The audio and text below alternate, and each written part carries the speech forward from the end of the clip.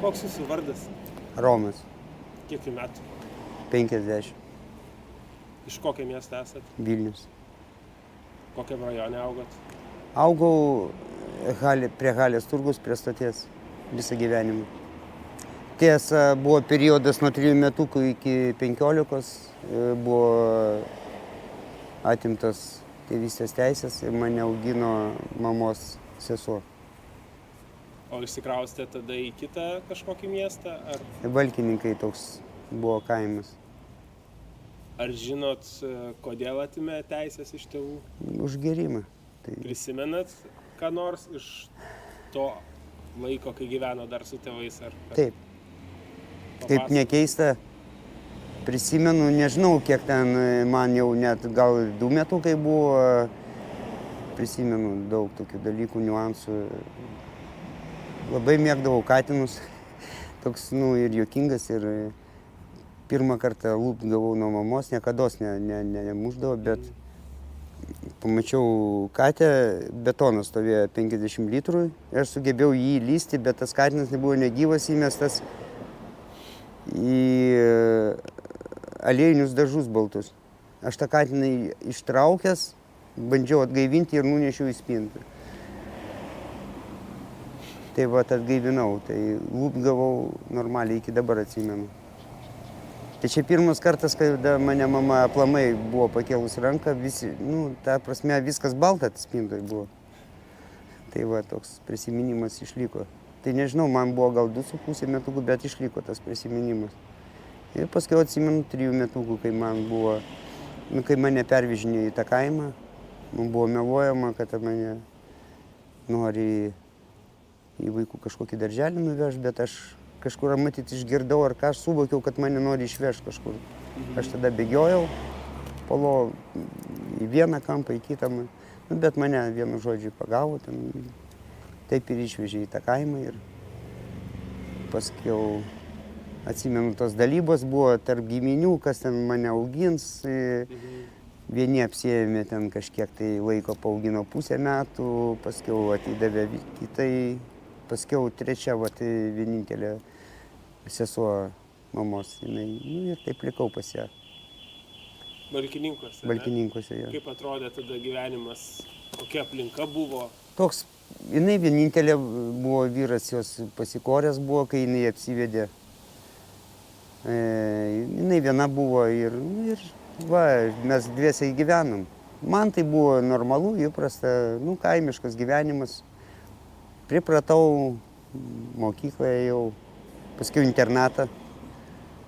Ten šalia buvo toks Spenglos internatas. Jo, toks nepaklusnus buvau vaikas. Dėl to į internatą? Kiek metų Jo. perėjot į internatą? Buvo porą periodų tokių, buvo pradinėse klasėse buvo mane iš karto į internatą. Paskui buvau kažkur apie 6 klasė vėl į vidurinę valkininkų, paskui mane vėl į internatą. Paskui pabaigoje buvau 9 ir likau 2 metais ir aš vienu žodžiu paskui pabėgau ir į Vilnių atvažiavau ir taip gavosi, kad aš įdomi čia, aš prisirašiau vienu žodžiu irgi, čia istorija labai tokia, tėvas buvo išgėręs. Man 16 metų reikėjo pasą pasidaryti. Amžinatilsį tokia buvo kaimynė Marytė. Aš jos paprašiau, kad jinai paimtų tėvo pasą ir pasakytų, kad jis neįgalus ir negali ateiti. Ir taip viskas ir gavosi. Mane prirašė, padarė pasą.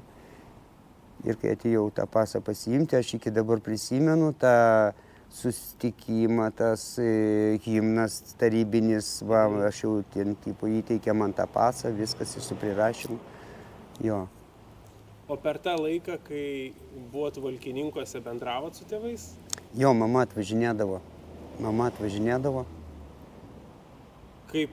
Jis atvažinėdavo tankiai pas savo brolį tokį, ten toks Antanas buvo, matyt, geriausiai su juo sueidavo, nes jos vengdavo, kad kaip alkoholikės, kaip nenusisekusi netvarkingą gyvenimą gyvenanti, jos, ją taip atstumdavo. Tai vienintelis brolis buvo, pas kurį jinai atvažiuodavo ir jos ten niekas nepeikdavo, nu, O tai kaip va. jūs su jie bendraudavot, kai Nu, atvažiuodavot? džiausmingai, man mama buvo, tai nežiūrėjau kokia jinai, ar ten man buvo, man mama buvo. O tėvas? O tėvas kažkaip man buvo, jis mano gyvenime nelabai didelį reikšmę. Mačiau, kad jis norėjo tą, kažkaip tai galbūt parodyti. Atsimenu, vieną kartą į kino teatrą suvedžiojo Vilniui. Toks,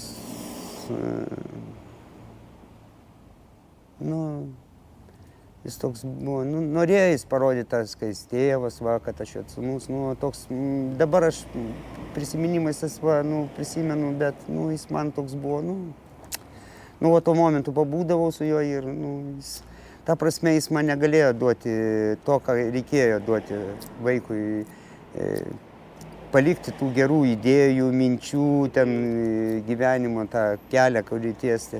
Jis neturėjo to. Matyt, todėl ir per gėrimus tos viską pas patį buvo problemų. 16 metų atsiradot vėl Vilniui. Taip. Kaip atrodė gyvenimas tada? Gyvenimas buvo viskas gerai. Labai iš tikrųjų noras didelis buvo mokytis. Tai buvo pradžia 90-ų. Kaip tik prasidėjo tas sąjūdis, visas ėjo viską.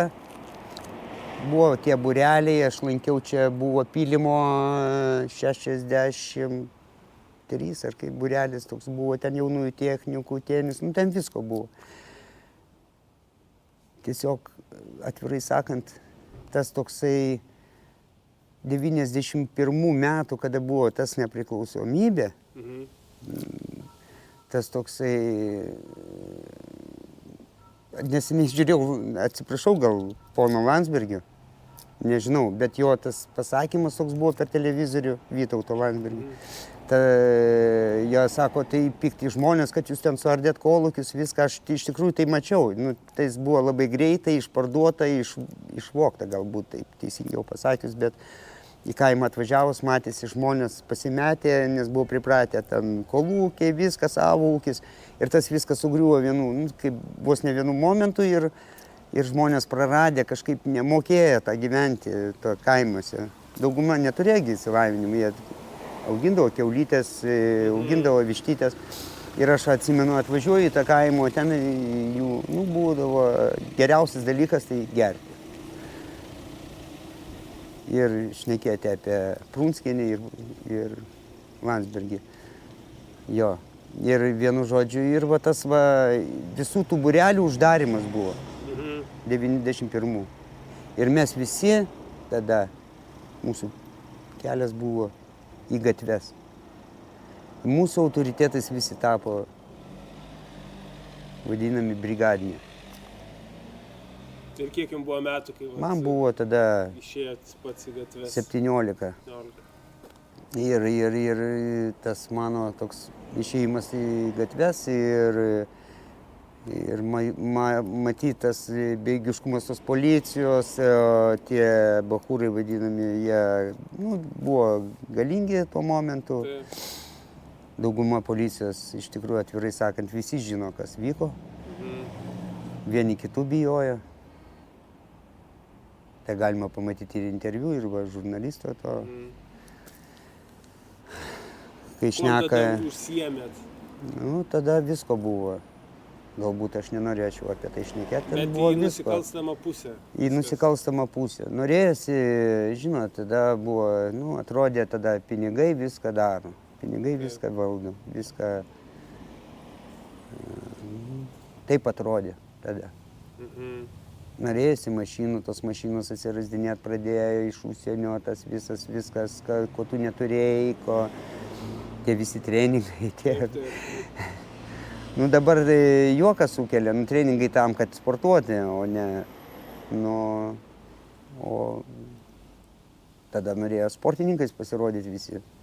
Tai galbūt daugiau tas įtaka tokia buvo, to treningų. Netgi tokia mada buvo treningai ir laiveliai vadinami tokie baltos kojytės, nu, nežinau, net į restoranus tokie eidavo, ten buvo prestižas, Adidas, Puma, nu, tokie buvo. Tai tokie. jūs irgi to norėjot? tuo metu? Taip, ir siekdavom, kad visi taip atrodytų, gerai, kieti vyrukai. Ir kaip suprantu, gyvenime atsirado ir kalėjimas. Kada, Taip. kada pirmas atsisėdimas? 18 metų, 18 metų. taip. Kiek laiko? Metus laiko prasidėjau vienoj kameroj. Tada biški buvo kitoks režimas, kitokie biški ir žmonės buvo. Dabar labai daug jaunimo. Tada buvo daugiau pagyvenusių žmonių, bendravimas buvo kitoks, pagarba kažkokia buvo. Dabar supratimai daug pasikeitę ir gyvena kažkokiais, nežinau, remiantis kažkaip tai. Nu, į kalėjimą, nežinau, kodėl anksčiau buvo pavadinę pataisos namais, man labai didelis klausimas. Ką jie taisė? Ar mėgino parodyti žmonėms, kad jie taiso kažką? Ten tik tai gadina. Dabar jau ją pavadino bendrai visas kalėjimu. Galbūt už tai dar gal prisiteisė kažkas Europos ten teisių, nes pataisos namai turėjo atlikti funkciją, taisyti žmonės, o ne. Iš ten išeina žmonės, Yra žmonių, kurie įtikėjo į Dievą, dar kažkaip tai, bet tai vienetai, kurie atsiriboja. Koks jūs išėjot po pirmų metų? Blogai sėdėjimo? išėjau. Blogai išėjau su mintim negerom.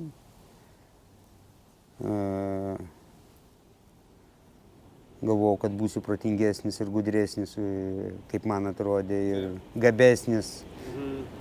Bet ką, sugrįžimas prie to pačio vėl atvedė vėl į kalėjimą. Žmona daug vilties turėjo. Kiekvieną kartą, nežinau, kantrybės, tai dauguma iš pažįstamų sako, tokiai žmonai dar gyvai, reikėtų paminklą pastatyti. Kada žmona jūsų gyvenime atsirado? Mes apsivedėm, kai aš pirmą kartą sėdau, tai mes apsivedėm kalėjime. Kaip susipažinote? Diskotekoj. Čia, gal nesvarbu kokioj. Ta prasme. Taip, susipažinom diskotekoje ir pradėjom taip bendrauti viską ir pastojo ir kaip ir dažnus atvejais ir. O aš buvau kalėjime jau tuo momentu ir jinai gavo pasimatymą ir taip va ir apsivedėm kalėjime. O išėjus iš kalėjimo, tų pirmų kartų kalėjime, žinant, kad yra žmona, žinant, kad yra vaikai, dar kažkaip norėjo kažkokią keisti? Jo. Pas pirmas buvo, kad aš antrą dieną išėjau į darbą, brolis dirbo ir aš iš karto kažkaip tai mintis tokios buvo. Dar uošvė, labai gera mano uošvė buvo, man kaip mama, kiti stebėdavosi labai iš tikrųjų. Jis sako, kad tu išprotėjai, tik antrą dieną pailsėk. Tipo, aš ten pavargęs labai buvau. Aš, kažkoks pirmas toks buvo rovinimasis, bet paskiau vėl tas ratas, vėl tas sugrįžimas ir noras to praturtėjimo greito. Ar įvyko kažkada gyvenime tas greitas praturtėjimas? Sunku pasakyti tas praturtėjimas. Tie pinigai, kurie buvo atėję tau nelegaliai, ta prasme, tu juos taip pat išleidi, tu net negalvodamas, išleidi, ta prasme, kur aš galėjau, iš tikrųjų ir realizuoti, galbūt ir tikrai, kad nesikartotų tie dalykai ir tas ratas, kurio bendravau, jisai man neleido iki galo savęs. Man atrodė kartais, kad taip ir bus, visą tą laiką tęsis ir viskas bus gerai, bet nu, gal, kaip sakosi, paskiau matai, kad, nu, viskas sugrįžta prie to pačio. Nu, kaip sakosi, buverango efektas. Toks dalykas, kad kuo tu užsiėmė, jisai atveda iki kalėjimo. Kiek kartų ir kiek iš viso metų esate praleidęs kalėjime? 26. 26. O galima klausti maždaug už kokius daiktus, jeigu nenorit konkretizuoti? Mano beveik visi skirtingi, dauguma vagysčių buvo. Dauguma vagysčių buvo. Buvo narkotikai porą kartų. Taip, jo. O paskutinis kartas? 9 metus už narkotikus. Už narkotikus. Prieš kiek čia metų buvo, kada išėjo? Praeitais metais spalio mėnesį išėjo, 31. Kaip dabar jūsų gyvenimas atrodo? Išėjot praeitais metais ir išėjot į ką, kur žmona, jūs dar buvot susituokę, nebebuvot susituokę? Mes įsiskyrėm 14 metais, 2014 dėl antstolių, bet dar bendravome, tas ryšys buvo, bet jisai su laiku, ta bausmė didelė buvo ir jinai gal jau pavargo. Pasakysiu gal taip teisingiau. Viltis ta jau numirė. Metai vis dėlto, nu, nežinau, labai gaila, kad aš taip, nu, jinai tokia kantri moteris buvo. Tai per paskutinį tą ilgesnį sėdimą kalėjimą tada ir išblėso, kaip suprantu, tie santykiai. Nu, jo, dar gal kokius 4-5 metus dar tai jie dar tęsiasi, bet paskui jie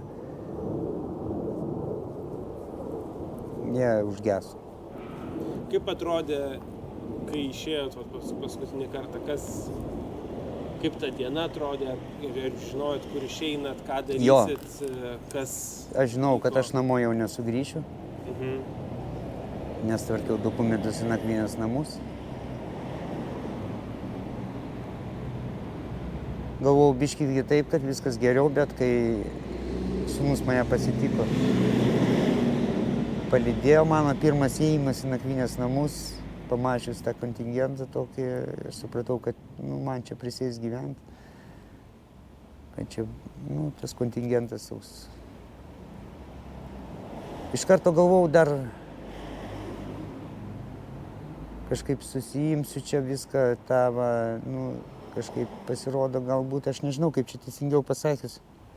Gal tas 9 metai, ne tik 9, ir tas praeitas visas tas gyvenimas, tas toks gyvenimo, tas toks vedimas, tas tokio degradacija iš tikrųjų vyksta žmoguje, o ne kažkokia procesas, kad tu tobulėtum. Vietoj to, kad skaityt knygas kažkur, tai save tobulinti, tai kaip matot, atsiradau viską praradęs nakvynės namuose. Tema priklausomybės. Taip. O pasakokit apie tai, kaip tai yra jūsų gyvenime, kaip tai prasidėjo. Jo, gal nuo pat pradžios įdomu. Tai nuo pat pradžios, tai buvo 96 metai spalio mėnuo, pataisos namuose.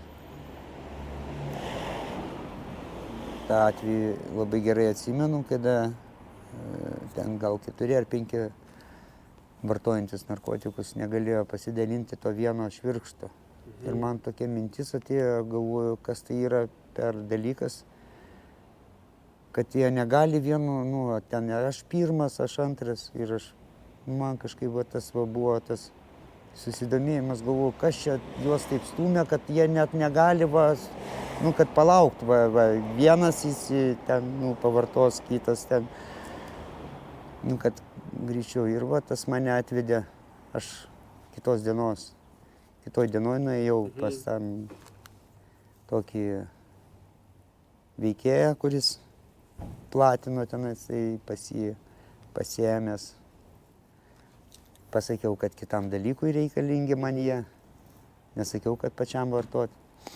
Nuėjau pas pažįstamą, tai jam pusę daviau ir paprašiau, kad man... Tai mano pirmas buvo pabandymas injekcijos būdu, aguonų ekstraktas.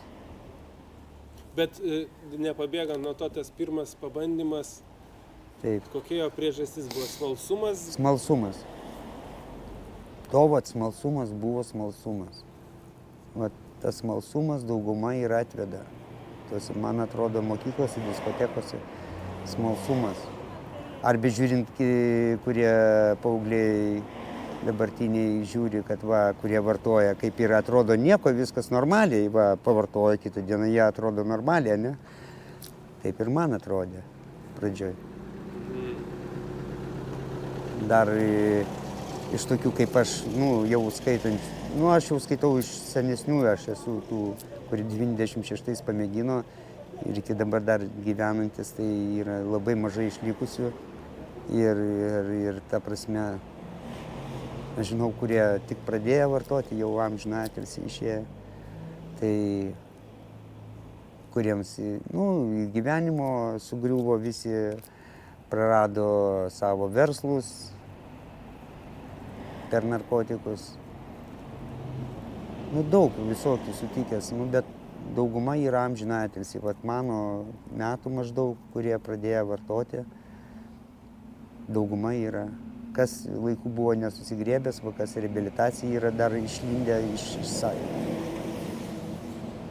stengiasi nebendrauti netgi su tais senais pažįstamais, kurie vartojantis, kad atkritimo tas nebūtų. Nes turbūt pas žmogų, neturbūt, tai išlieka visam gyvenimui. Kas pavartojas, jis turbūt išlieka visam gyvenimui galvoje. Kaip atrodė tas pirmas vartojimas? Ar pirmą kartą pabandžius? Aš galiu jums pasakyti žodį į žodį. Mano mintis, kokios mane užkloja. Aš tada galvojau, kad aš labai stiprus esu ir aš pabandęs, nebus man antro vartojimo, aš tik taip noriu pajaust, kas čia tokio yra, ne? Mano pirmas pavartojimas buvo toks atitikimas narkotiko kiekis man pavartojus, jis man taip sukėlė euforiją, kad mano mintis buvo tokios, kur aš anksčiau buvau, kad aš jo nepamėginau. Bet jums žodis į žodį, mano minčių, tos mintis, kurios man aplankė. Tai buvo, ir buvo jau, nežinau kaip teisingai pasakyti, pradžios pabaiga. Ir tada ta kančia atėjo visiems, mano šeimai.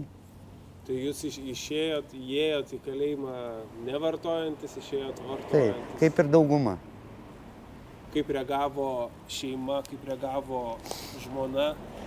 Su viltim. Po kiek laiko sužinojo, kad jūs toks išėjot jau kitoks? Pradžioje aš dar, tu ant tavęs nesimato pradžioje. Tu nesimato, tu viskas slėpi. Kaip ir dauguma šeimų, aš įtariu, kad daug tokių yra, kurie galvoja, kad jų vaikai nevartojantis ar dar kažką. Kada tik tai atsiveria problema, jie sužino, kad ten yra daug didesnė problema. Labai norėtųsi, kad ir, nežinau, man atrodo, sūnus man toks užsispyręs, nežinau, toks į sportą, į viską, bet baimė aplanko tokia, kad nebūtų, kad nepavartotų. Nežinau, kad mano įtaka, didžiausia įtaka gatvės yra, suprantat? Tos aplinkos, kurie jie mokykloje būna, jų pažįstamų, draugų ir taip. Nuo to neapsaugosi savo vaikų, visiškai neapsaugosi pilnai. Žmona, kai suprato, po kiek laiko truko tas slapstymasis? Tiksliai pasakyti negaliu, bet aš išėjęs ilgą laiką slėpiau. Iš karto tai nepradėjau vartot, bet atsirado jis mano vartojime gal po kokių 5, kažkur apie pusę metų, kažkur atsirado narkotikai. Va, irgi aguonų ekstraktas ir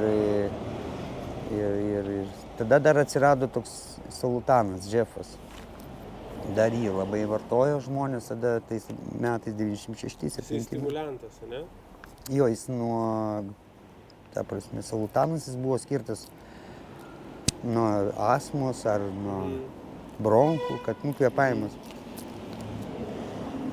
Tai vienu žodžiu, tai va. Tai tą irgi vartodavo dauguma žmonių.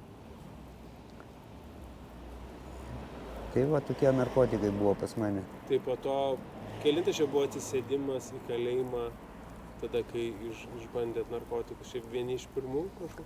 Ne, antras kartas buvo, tada aš pakliuvau už... buvo kūno sužalojimas ir pakliuvau į bendrą režimą ir va tada ir aš pamėginau, čia buvo 95-6 metai, 96 prieš išeinant. Man prieš pat išeinant, man buvo 4 dienos likusios iki išėjimo. Tiesiog įvyko va tas, nežinau, kartais galvoju, gal tai likimas, kad tai, taip turėjo įvykti turbūt, nežinau. Kaip atrodė jūsų gyvenimas tada, išėjus, kai jau narkotikai atsirado? Kaip suprantu, reikia bandyti slėpti nuo artimiausių žmonių. Taip, žinot, kaip pasakysiu atvirai, aš buvau naivus, man atrodė, aš susidorosiu. Bet tai žmona tikėjo. Atrodė, kad su tom reikia dorotis, jūs jau žinote? Man atrodė, man taip atrodė. Bet atrodė, kad tai yra bėda, ar tai atrodė tiesiog... Ne, tai man atrodė kaip alkoholis galbūt. Su alkoholiu dar galbūt lengviau susidoroti, bet su narkotikais jie yra... Kažkodėl į alkoholį aš nesu iš vis linkęs, nemėgstu iš viso gerti, nežinau kodėl. Galbūt tai tėvų įtaka kažkokia buvo, tas, jų tas girtuokliavimas galbūt, kažkas tokio, nežinau, visiškai nemėgstu. Galiu tam vasarą išgerti gal pusę, ten kokio mažyčio ten bokaliuko alaus, su kompanija kokia nors ten gera. Bet šiaip tai, vienintelis mano gyvenime yra paslydimas narkotikai, kurie įtakojo ir mano nusikalstamą.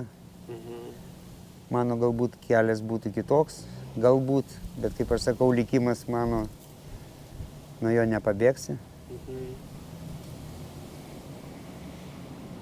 Pradžioje buvo aguonas, kaip suprantu, Taip. Esminis, o kada fentanilis atsirado? Fentanilis iš tikrųjų atsirado, aš net nesupratau. 14, sako, buvo 14, kai aš buvau išėjęs į laisvę, tai aš nelabai supratau. Bet buvo tokie atsitikimai, kada taborė buvo mirtis tokios, kada atvažiuoja greitoji, suleidžia tuos priešnuodžius, nuo heroino, o žmogus miršta. Ir tada niekas nesuvokė, kad ir aš supratau tada ir atsirado fentanilis. O fentanilio jisai neturėjo poveikio. Čia dabar tas yra naloksonas, kurį dabar duoda netgi narkomanams, kad turėtų kiekvienas su savim, galbūt daug gelbėja tai gyvybės. Tai yra vienas baisiausių narkotikų dabartinis fentanilis.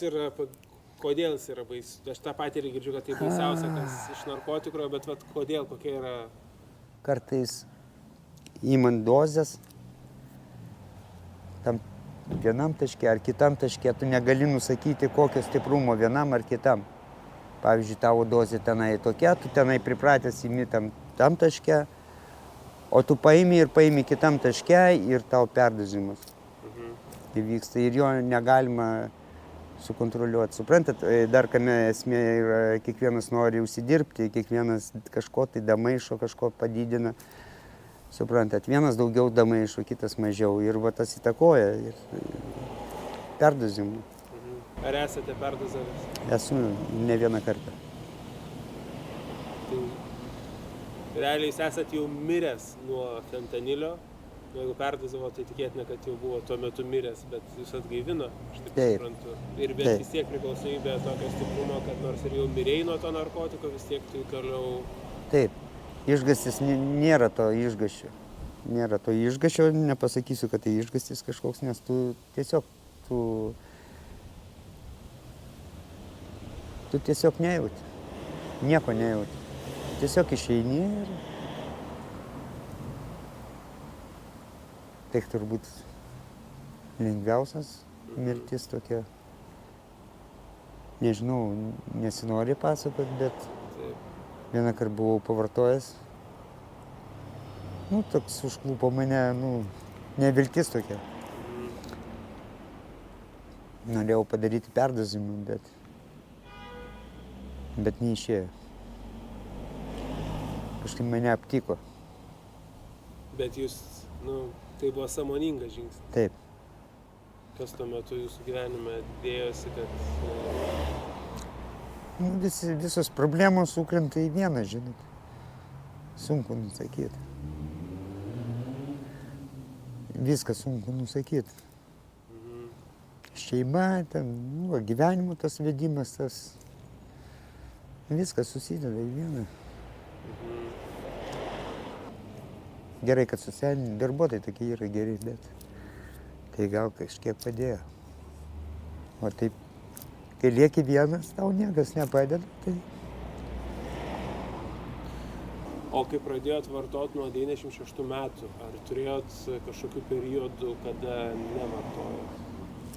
Jeigu ten periodai buvo, tai periodai tokie buvo, kada, tarp kitko, irgi priklauso nuo aplinkos rato, nuo to, kuo tu užsiemi, tavo užimtumas, visas tas noras.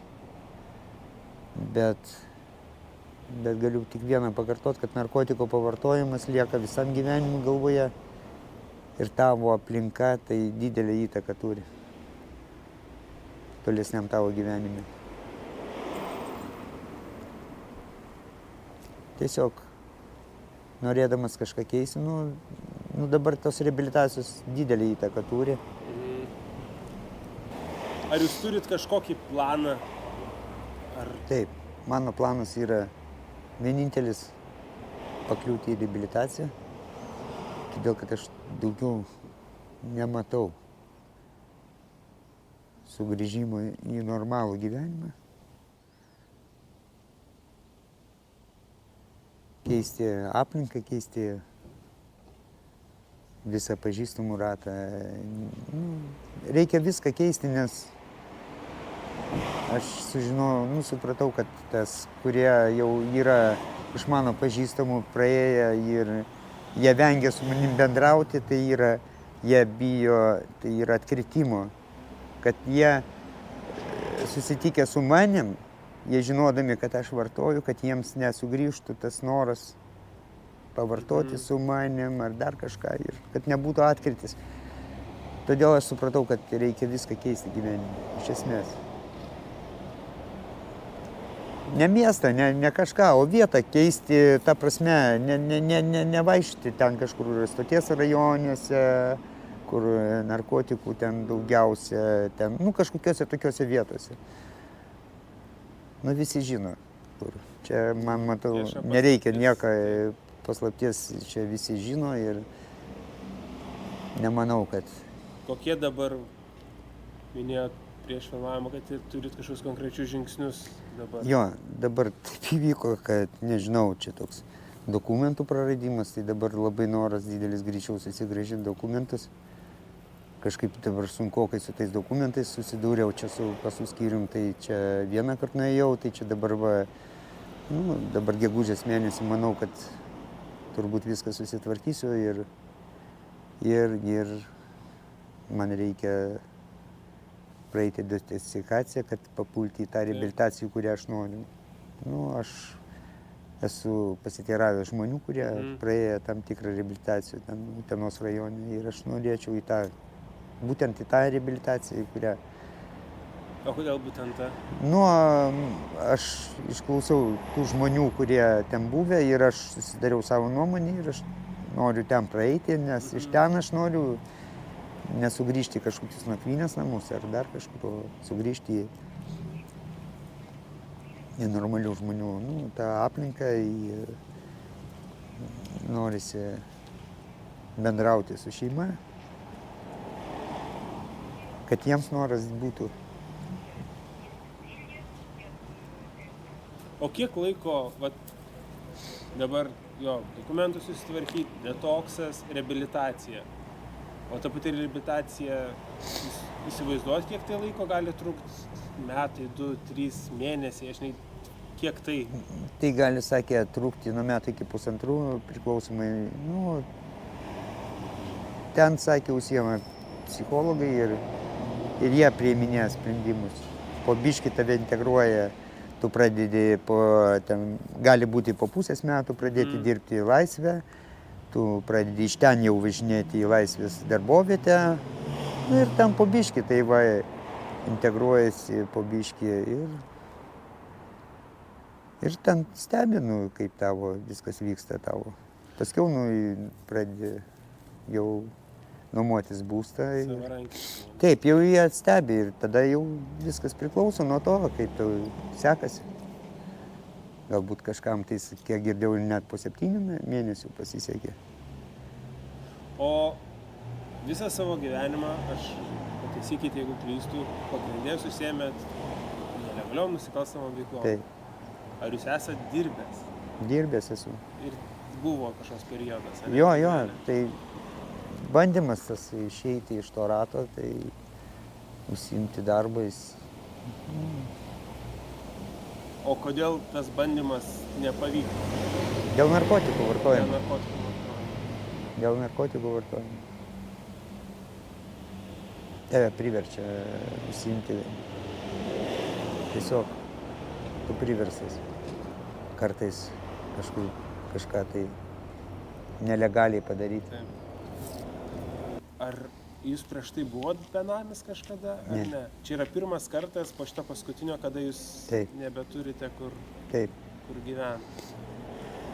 Tai jūs kaip ir visą laiką buvo toks visuomenės narys, tam tikrą prasme. Taip, jeigu galime taip sakyti. Visuomenės narys. Ar aplinka, kuri, sakykime, daugiabutis, ar daugiabučio kaimynai žinodavo, kad jūs kažką nelegalaus gyvenime veikėt, ar ne? Man įdomu, kaip jūsų gyvenimas atrodė, kaip gyvenimo paviršius atrodė. Žinojo, kai kurie tai žinojo, nes buvo parodytas ir per televiziją.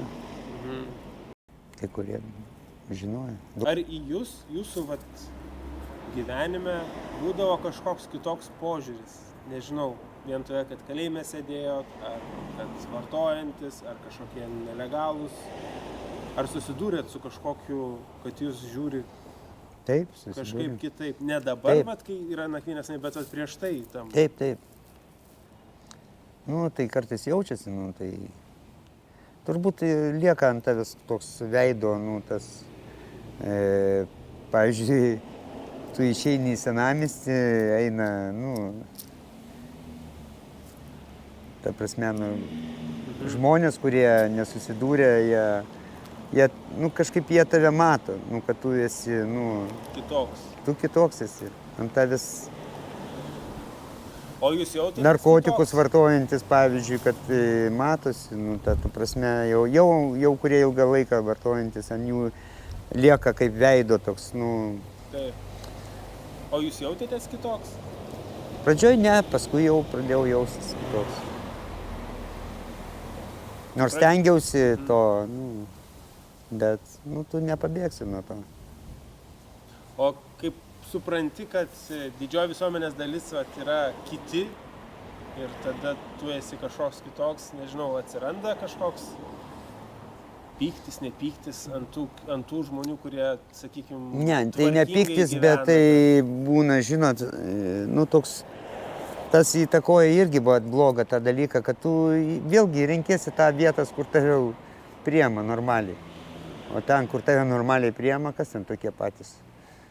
Ir tas ratas ir vėl tu sugrįžti į tą patį ratą. O prieš tai, prieš išėjimą jūs kalėjime vartojot, ar ne? Kaip nekeista, aš netgi buvau metęs rūkyti. Toks noras didelis buvo. Ir tuos 8 metus. Per tuos 8 metus prieš patį galą porą kartų buvau pavartojęs.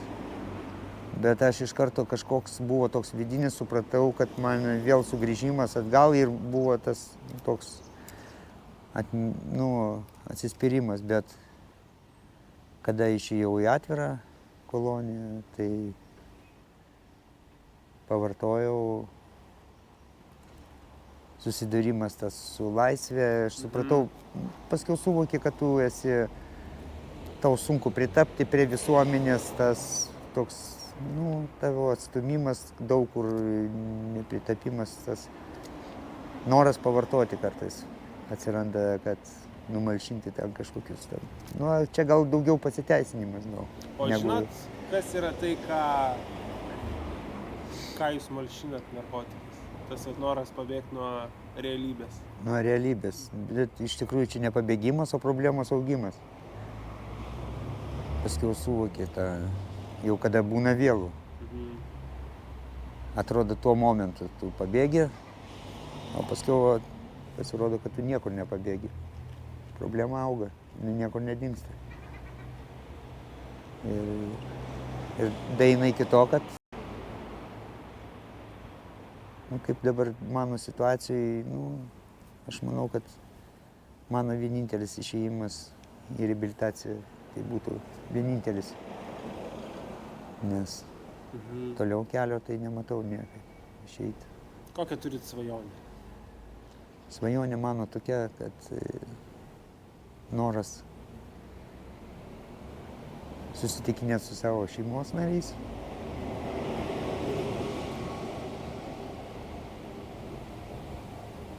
Kad jie nematytų manęs daugiau. Kad tokio, kad ten apsvaigusio kažkokio ar dar kažkokio. Džiaugtųsi, kad va tokia mūsų tvirta šeima matytų, kad iš tikrųjų išėjau į gerą kelią. Tokia svajonė man. Ar yra galimybė, kad dar grąžinsite santykius su žmona? Laikas parodys. Ar tai yra vienas iš siekiamybių? Man tas žmogus yra.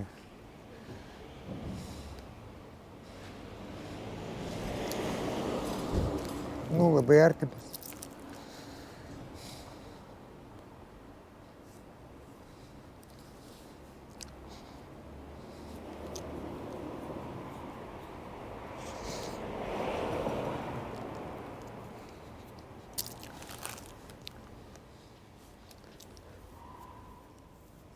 Daug tikėjosi, viską sugrioviau. Ką?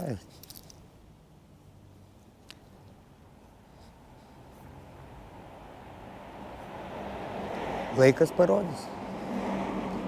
Nežinau. Biškį susijaudinau. Minėjote, kad turite vaikus, ar palaikote kontaktą su jais? Paskutiniu metu atitolome, nes mano gyvenimo būdas biškį neteisingas, tai kaip jūs suprantat, kai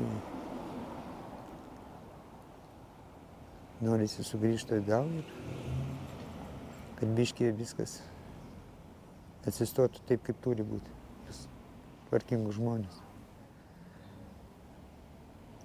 Tai va.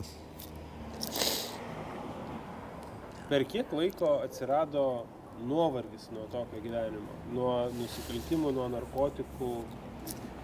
Ar buvo kažkas momentas, kad, ir prieš kiek metais buvo, kad, pavargau, nebenoriu? Ar jis tik va dabar yra atėjęs? Dabar stiprus labai atėjo, bet dabar labai stiprus atėjo ir tas suvokimas, tas noras tos kažkokios harmonijos, tos šeimos, tos tvirtumo tokio, kad būtų kažkoks susitikimai, kažkokie bendravimai. Nes iš tikrųjų, nėra prasmės gyvenime. Nėra šeimos, tai nėra to rato tavo artimųjų, su kuriais galėtum. Tai prasmės kaip yra, nelabai kokios yra. Norėčiau jaunimui pasakyti, aišku, tai daug sakoma, ten psichologų, ten stebėkit, tai neįmanoma beveik pastebėti, kada jaunimas ten pradeda, pabando, tiesiog tai yra mokyklos, draugų to rato, kurie galvoja, pamato, kad va, ten tas pavartojęs, kitą dieną viskas gerai, atrodo viskas čia nieko tokio, bet tai viskas tavo galvoje lieka, tas visas pabandymas, tas to stimulo tavo smegenyse, jisai visam gyvenimui tau lieka. Noriu įspėti kiekvieną tą norinti pavartoti, norinti pirmiau pagalvoti prieš tai, kai tavo ateina ta mintis, kada tu matai savo pažįstamus džiaugiantis, jie džiaugiasi, tuo momentu džiaugiasi, bet ateina laikas, kai nusivylimas ateina ir kada žmonės pabando injekcijas, nes jau ne taip juos veža per ten uostymą ar ten dūmus, pabandymas injekcijos, atgal kelio nėra. Tai, kaip aš sakiau, iš mano artimųjų, iš mano pažįstamų daugiau negu pusė Nampilį išėjo. Daugiau negu pusė. Tiesiog tą, ko nemato žmonės, ko nerodo televizija, tai neįmanoma nupasakoti. To, ko nematė žmonės, kas dėjosi anksčiau taborė, tą, kad ten parodo vieną kartą televiziją, o tas, kas vykdavo kiekvieną dieną, ten greitosios, tos lavoninės pripildytos tų perdozavimų, ir tai buvo yra nutylima dauguma, ir kad galbūt nežinau, gal kad nešokiruot kokiais.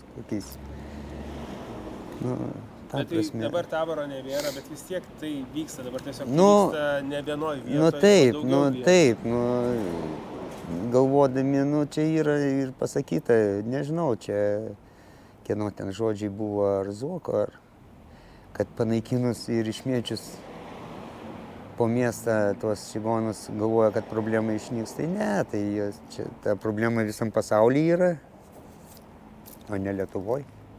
O jūs pats, kaip su tuom labai artimai susidūręs, turit įsivaizduoti kokį nors sprendimą ir kas tai galėtų būti? Sprendimo galbūt tokio nėra, jisai